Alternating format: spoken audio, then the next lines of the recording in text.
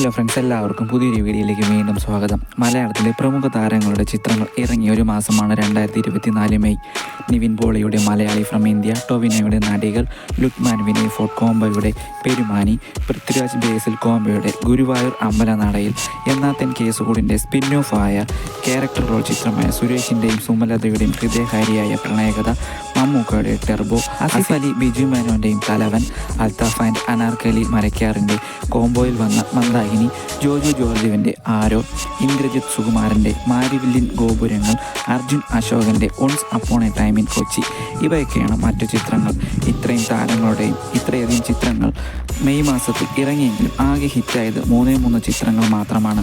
മലയാള cinema industry ഹിറ്റുകൾ നേടിയ 2024 ജനുവരി, ഫെബ്രുവരി, March, April മാസങ്ങളെ അപേക്ഷിച്ച് May മാസത്തിന് അത്ര കാര്യമായ ബോക്സ് ഓഫീസ് കളക്ഷനുകൾ ഒന്നും ഉണ്ടായിട്ടില്ല.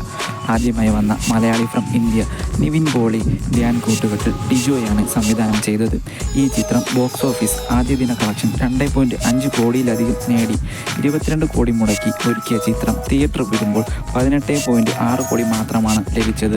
ജൂനിയർ ലാൽ സംവിധാനം ചെയ്ത ടൊവിനോ നായകനായി വന്ന നടികൾ എന്ന ചിത്രം ഒത്തിരി താരനിരയോടെയാണ് വന്നതെങ്കിലും 6.5 കോടി മാത്രമാണ് ലഭിച്ചത്.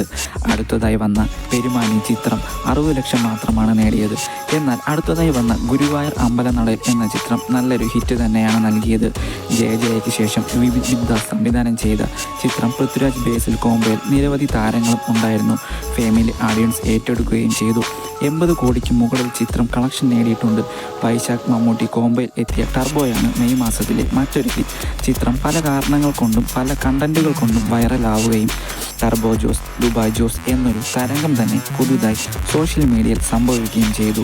കന്നഡയിലും തെലുങ്കിൽ നിന്നും പ്രമുഖ താരങ്ങൾ, നിബിൻ മാനുവലിൻ്റെ തിരക്കഥ, വലിയ താരനിര, ആക്ഷൻ കോമഡി, അങ്ങനെ പല ഹൈപ്പുകൾ കൊണ്ടാണ് ചിത്രം പ്രേക്ഷക ശ്രദ്ധ നേടിയിരുന്നു. ഈ റിലീസ് ഹൈപ്പിൻ്റെ ബലത്തിൽ റെക്കോർഡ് ഓപ്പണിംഗ് ഫസ്റ്റ് ഡേ കളക്ഷനായി 6 കോടിയിലധികം നേടിയിരുന്നു. ജിസ് ജോയുടെ വ്യത്യസ്ത ജോണർ ക്രൈം ത്രില്ലർ ചിത്രമായ തലവൻ ആസിഫ് അലിയുടെയും ബിജു മേനോൻ്റെയും ചിത്രം പ്രതീക്ഷിക്കാതെ വന്നൊരു ഹിറ്റായിരുന്നു. നല്ലൊരു മൗത്ത് പബ്ലിസിറ്റിയും ചിത്രത്തിന് ലഭിച്ചിരുന്നു. 2024 ജനുവരി മുതൽ ഇതുവരെ ചെറിയൊരു ഇൻഡസ്ട്രിയായ മലയാള സിനിമകൾ 1000 കോടിയിലധികം ലഭിച്ചിട്ടുണ്ട്. ഇനിയും പല വലിയ സിനിമകളും വരാനുമുണ്ട്. മുന്നോട്ടുള്ള മലയാള സിനിമയുടെ മാജിക് നമുക്ക് കണ്ടു തന്നെ അഭിമാനപ്പെടാം. എൻ്റെ ഈ വീഡിയോ അവസാനം വരെ കണ്ട എല്ലാവർക്കും നന്ദി.